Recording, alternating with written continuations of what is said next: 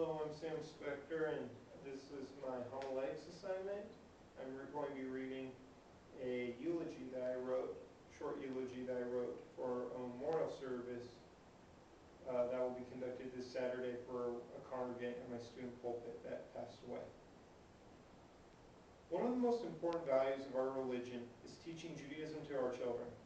By doing this, we, the Jewish people, have survived thousands of years and continue to thrive today, despite numerous attempts to eradicate us from the world.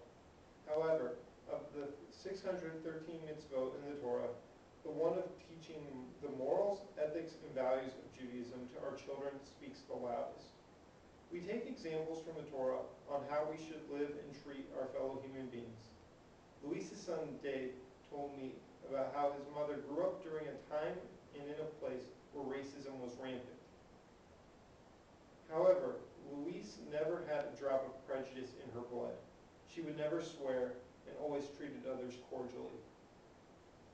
She fulfilled the mitzvah written in Leviticus 19, Lo tishna et achicha belavavacha. You shall not hate your brother in your heart. This commandment does not say that we simply need to be nice to people, but instead we cannot even secretly think ill of another.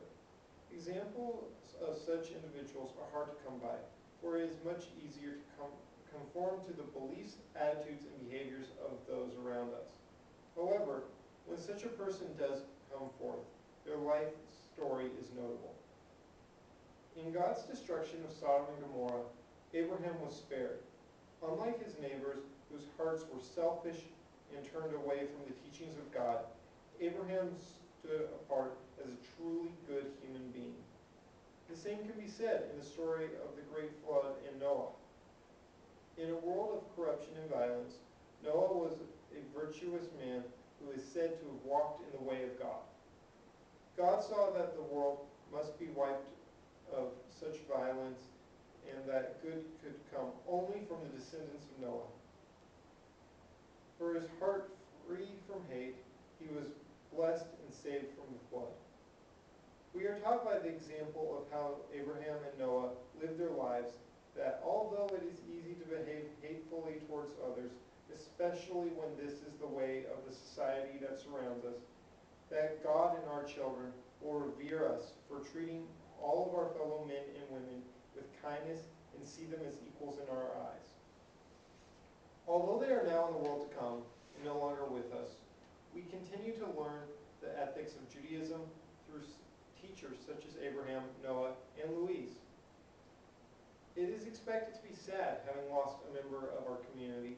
However, it is important to remember how blessed we are to have had Luis Coleman in our community as part of Congregation Eitz Chaim here in Merced, California. Somebody who embodied the lesson of the Torah's commandment of not having hatred in our hearts, even when it is prevalent around us, and she lived her life in the way of Abraham and Noah. May we learn from them and pass their Jewish morals along to future generations so that mankind and Am Yisrael can be blessed with others like Abraham, Noah, and Luis Coleman.